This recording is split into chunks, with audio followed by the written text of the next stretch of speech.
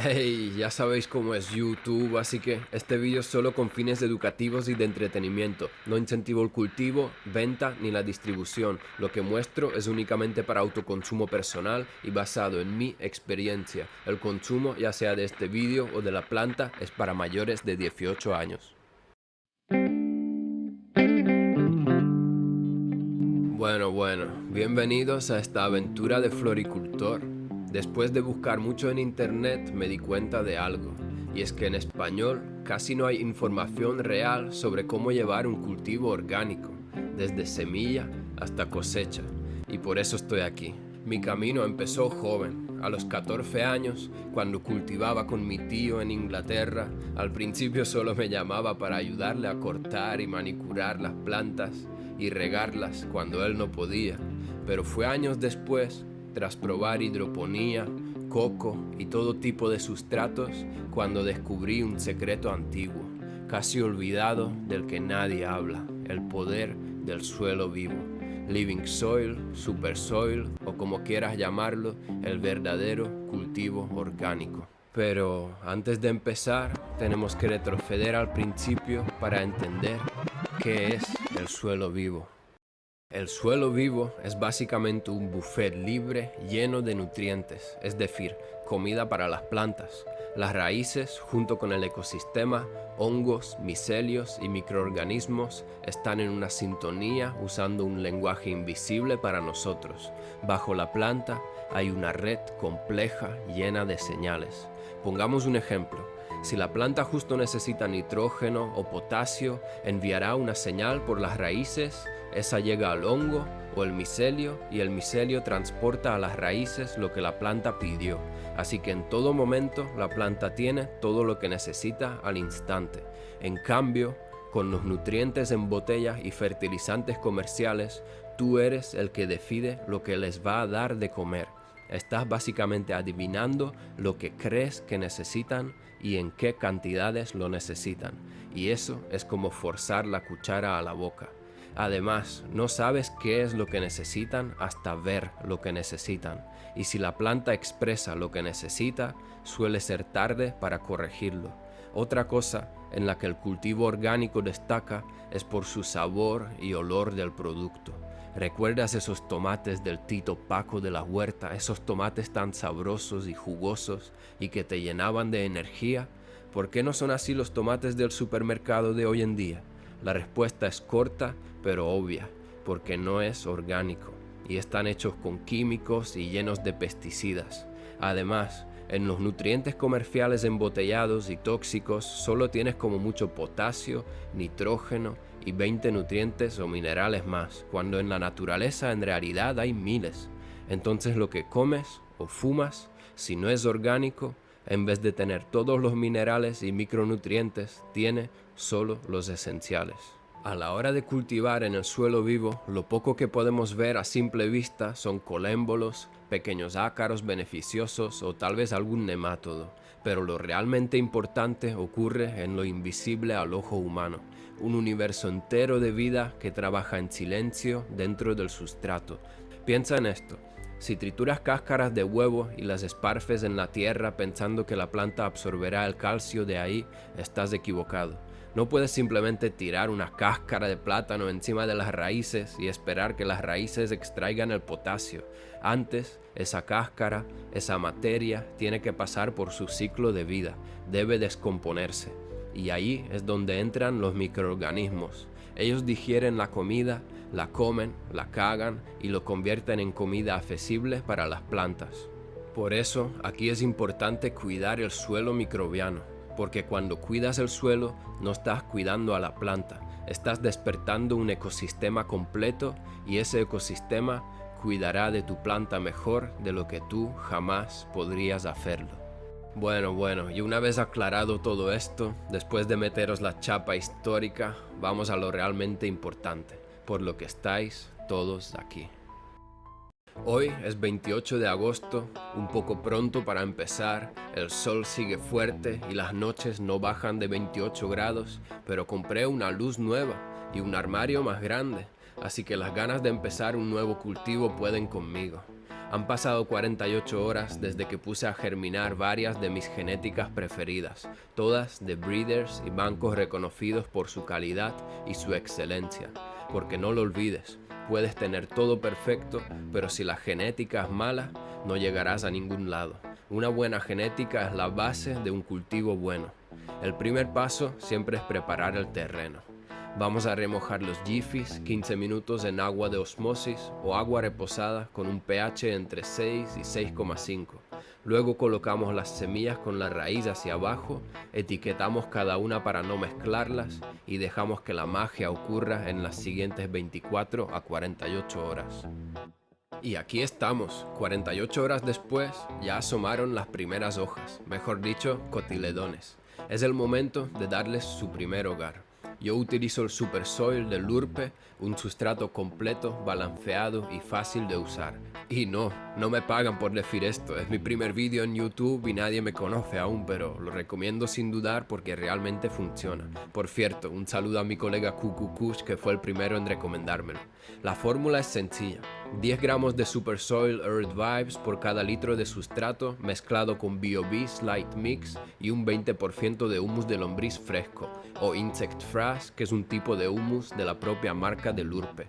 Está hecho con humus de mosca en vez de lombrices. Bueno, yo siempre empiezo en macetas de 3 litros y luego trasplanto a una de 15, que será la definitiva.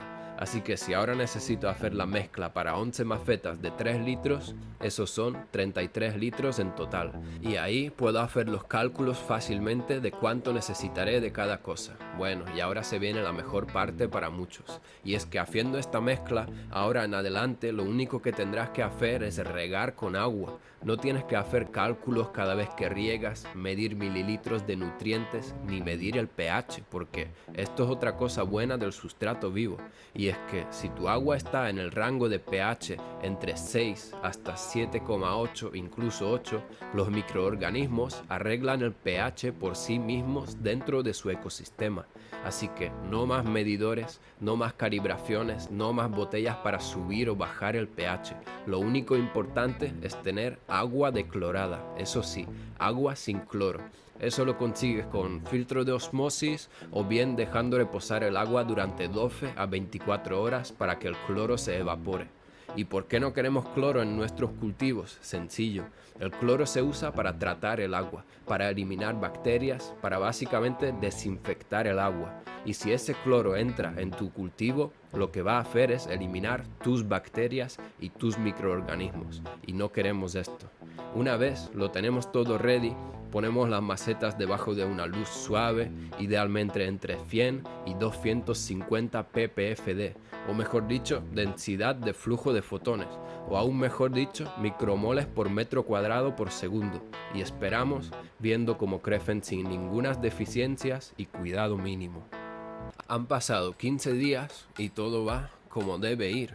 He ido subiendo la ppfd lentamente sin pasarme de los 400 micromoles por metro cuadrado por segundo. Pasados los 20 días podré subir a 400, incluso hasta 600.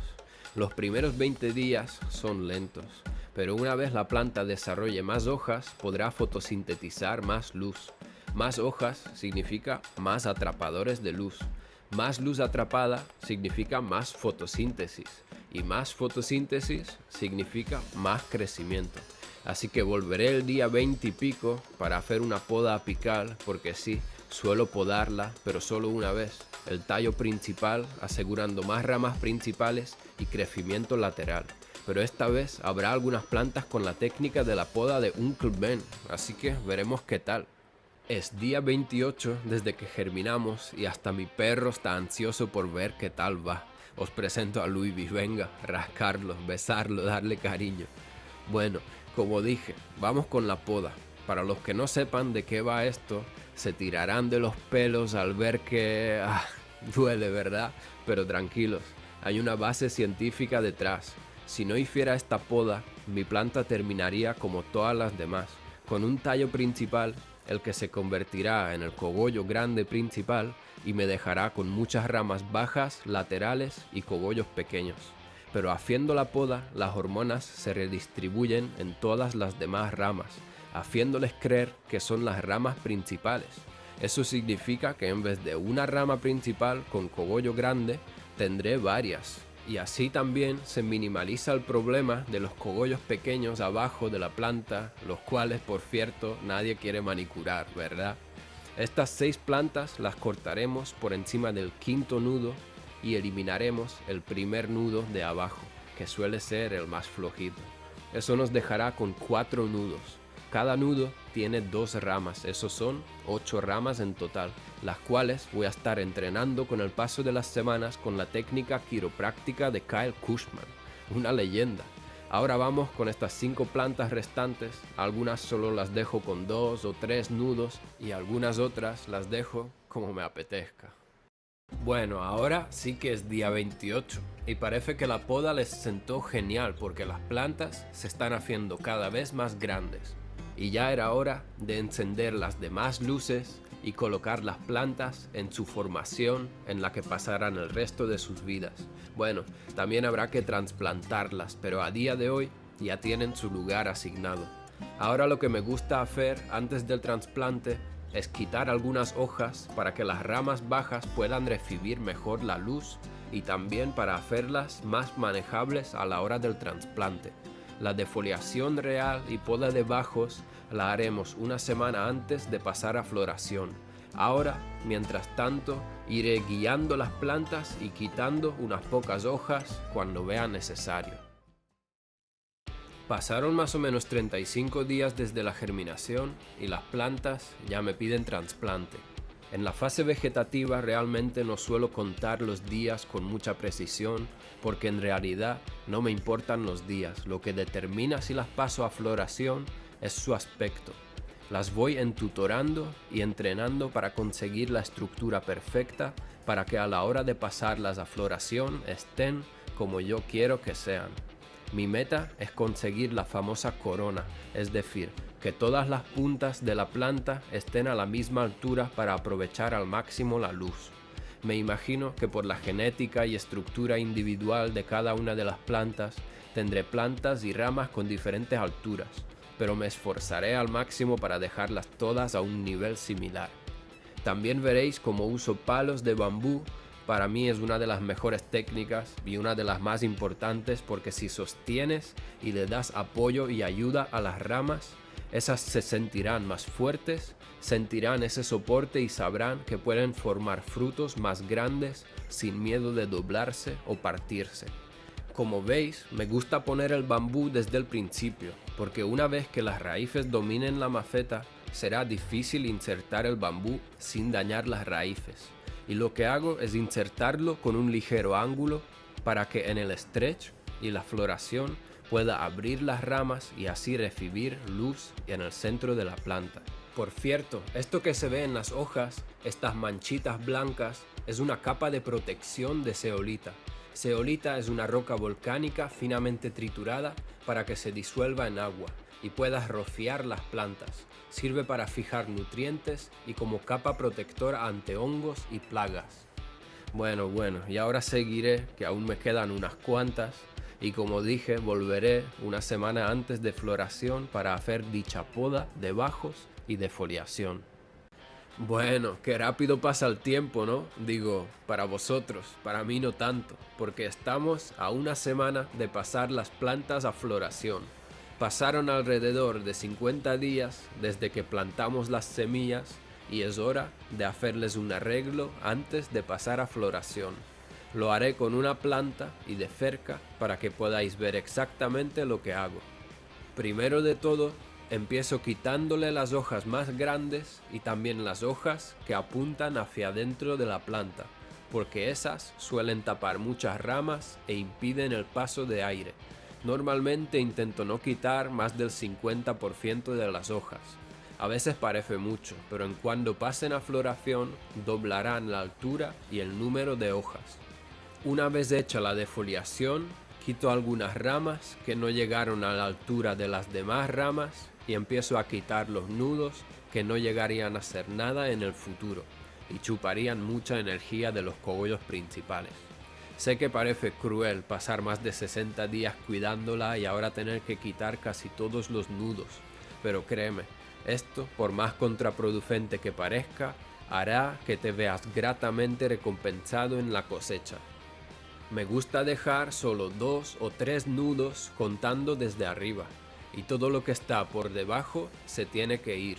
Podéis ver que quito los nudos, pero dejo algunas hojas, y es que si las hojas no estorban o no tapan alguna rama importante, no hace falta quitarlas, porque siguen siendo útiles como receptores de luz. Y también suelo hacer la técnica quiropráctica de Kyle Cushman. Se trata de romper suavemente el interior de la rama sin romperla por fuera. Realmente requiere mucha práctica, pero es algo que te da muy buenos resultados.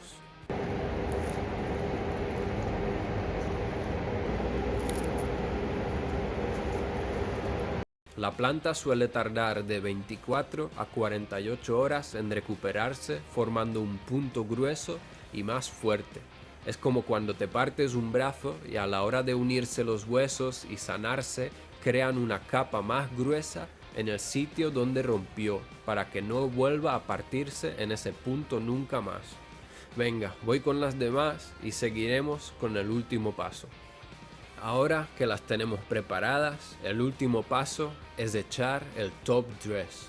Esta será la única vez en todo el cultivo en la que estaremos añadiendo nutrientes, porque recordemos que la mezcla que hicimos al principio nos permite regar solo con agua durante todo el cultivo y no tener ninguna deficiencias.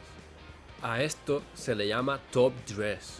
Debemos añadir NPK, es decir, nitrógeno, fósforo y potasio en forma orgánica, o sea, harina de hueso, alfalfa, harina de sangre, ácidos húmicos y fúlvicos, rizobacterias y mucho más. Generalmente se echa 5 gramos por litro de sustrato. Solo se echa una vez y como es de liberación lenta, hay que echarlo una semana antes de pasar a floración, ya que los microorganismos primero deben digerirlo bien.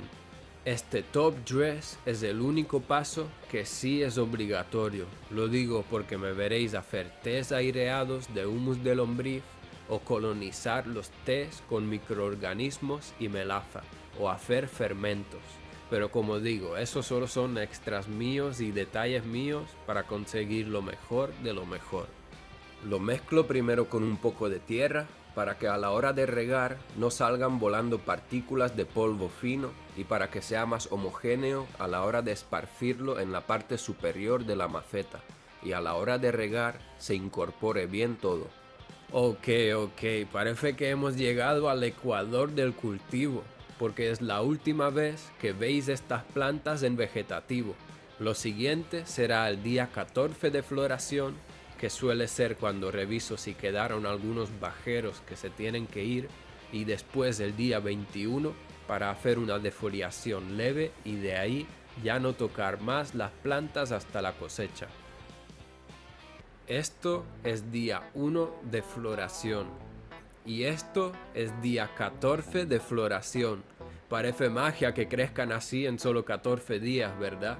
Y aún les queda una semana más por crecer antes de parar y concentrarse más en formación de cogollos y engorde. A esta fase se la llama stretch. Aquí lo único que hay que hacer es un buen manejo de la luz, ir subiendo poco a poco la altura y la potencia. El primer día de floración las plantas suelen estar alrededor de los 600 ppfd y durante las 3 semanas que dura el stretch voy subiendo la potencia para que en la tercera semana la ppfd esté cerca de 900, incluso 1000 si tienes CO2 y te lo puedes permitir. Y bueno, ahora estamos adentrándonos a la floración y es importante bajar la humedad y mantenerla entre 50 y 55%. Y para esto me compré este deshumidificador de la marca Spider Farmer.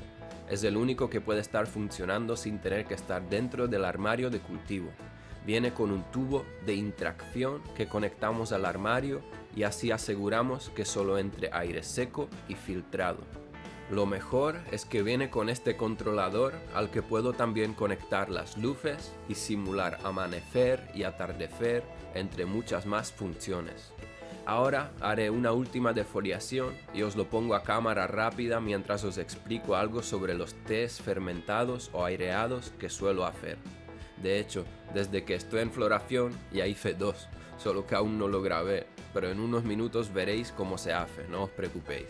Bueno, los tés se hacen con una preparación sólida orgánica fermentada que incluye inoculación de bacterias y hongos beneficiosos.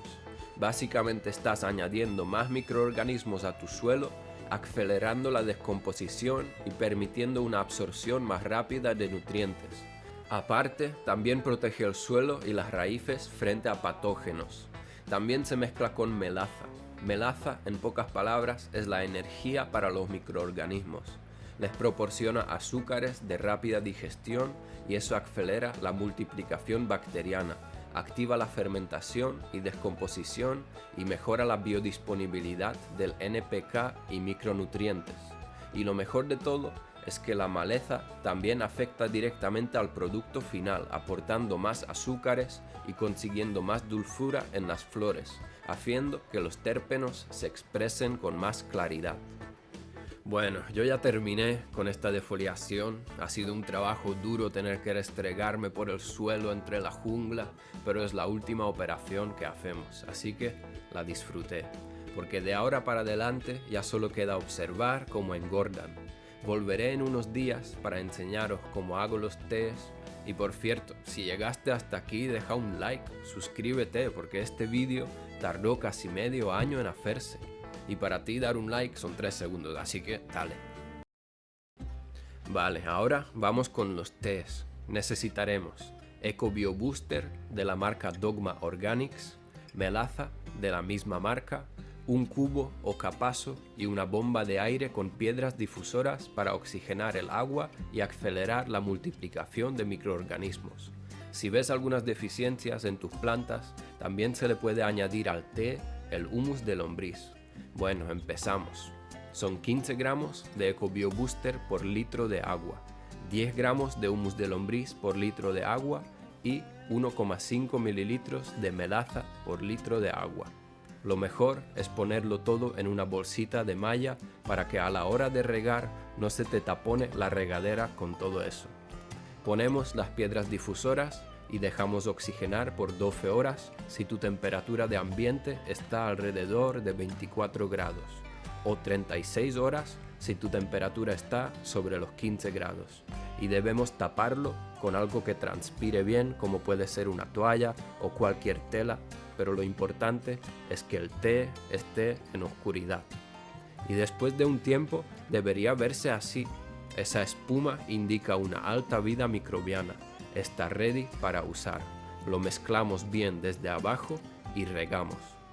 Esto ahora suele tirarse, pero a mí me gusta añadirlo a mi compost casero cuando hago uno, o si no, lo entierro en mi cama de cultivo donde tengo jalapeños, albahaca y mucho más.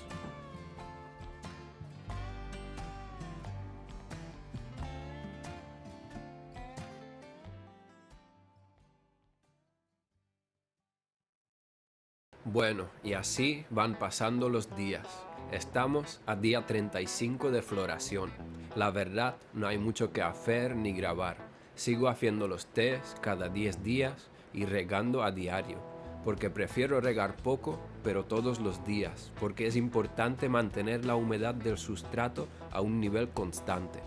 Eso hace que los microorganismos en el sustrato se multipliquen y formen colonias más grandes, creando su propio ecosistema. Cuando el sustrato se seca, algunos de los microorganismos y hongos beneficiosos se mueren y otros entran en un estado de latencia, reducen su actividad y a la hora de humedecerlos poco a poco vuelven a la vida. Por eso, lo óptimo es conservar el sustrato en condiciones de humedad adecuadas, que favorezcan la actividad microbiana. También podemos ver que hay un buen nivel de resina formándose, y siempre que me meto a regar me da un golpe en la cara un olor potente a golosinas. Es como incienso con notas de frutas maduras, limón y tierra. Y bueno, También he visto que hay dos plantas que comen más de lo previsto.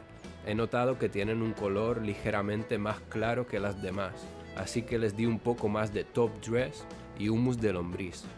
Y veremos qué tal sigue todo dentro de unas semanas. Bueno, estamos en las últimas semanas de floración donde las plantas van chupando de las hojas lo que queda de nutrientes y por eso podemos ver varios colores desde un verde claro pasando por morado, rosado y amarillo. Y no hablo mucho de la dureza de estos cogollos ya que francamente creo que no hace falta. Esto es probablemente lo más duro y denso que se puede llegar a tener. Esto es cannabis de primera clase. Esto se podría vender tranquilamente en tu asociación local a 15 euros el gramo. Esto es arte. Aquí el lavado de raíces no existe, ya que hacemos todo de manera orgánica y no necesitamos lavar las sales ni los fertilizantes restantes del sustrato. Y por cierto, si haces un cultivo con fertilizantes sintéticos y crees en el lavado de raíces, solo piensa que le diste basura a la planta durante toda su vida, basura que se ha ido acumulando en los cogollos, ramas y hojas. Por lo tanto, con un lavado de raíces no consigues absolutamente nada. Pero no estáis listos para esta conversación, así que seguimos. Es el momento perfecto para bajar la humedad aún más y la última semana antes del corte solo riego unas 2 o 3 veces, asegurándome de no regar mínimo 3 días antes de la cosecha. También me gusta bajar un poco la ppfd para simular el final de la temporada, ya que ya no crecen ni engordan, solo maduran. Y así también se previene la degradación o evaporación de los tricomas. Por ahora seguiré regando y os volveré a ver el día del corte. Ahora sí, por fin el día más esperado. Pasaron 65 días desde inicio de floración y llegó la hora de la cosecha y el secado, el momento más crítico e importante junto con el curado. Puedes haber hecho el mejor cultivo de tu vida, pero si ahora te despistas, puedes perderlo todo. Yo ahora, para poner a secar las plantas, primero quito las hojas más grandes. Si vives en un entorno donde no hay mucha humedad, puedes poner a secar las plantas tal como están. Coges la planta entera, la cuelgas y la dejas secar. Si vives en un entorno donde hay una humedad moderada, puedes solamente quitar las hojas más grandes, colgar la planta y dejarla secar.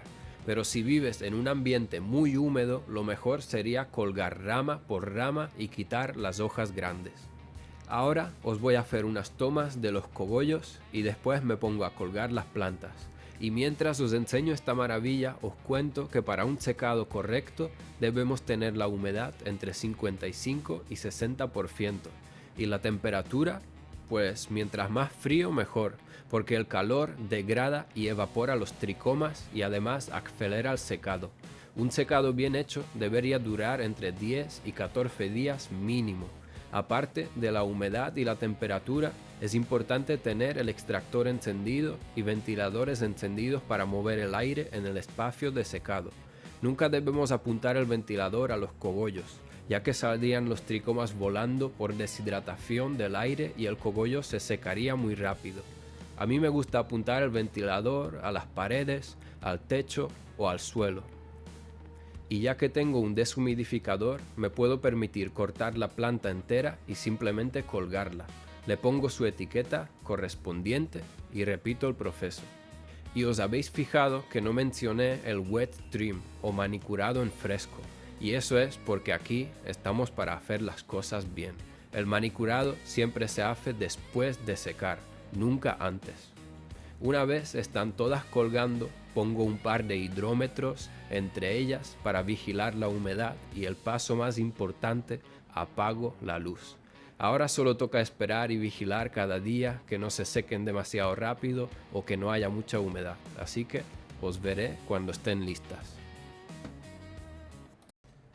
Bueno, han pasado 12 días y debido a que hay plantas con diferentes estructuras, diferentes densidades y tamaños, no todas estarán listas para manicurar y pasar a los botes el mismo día.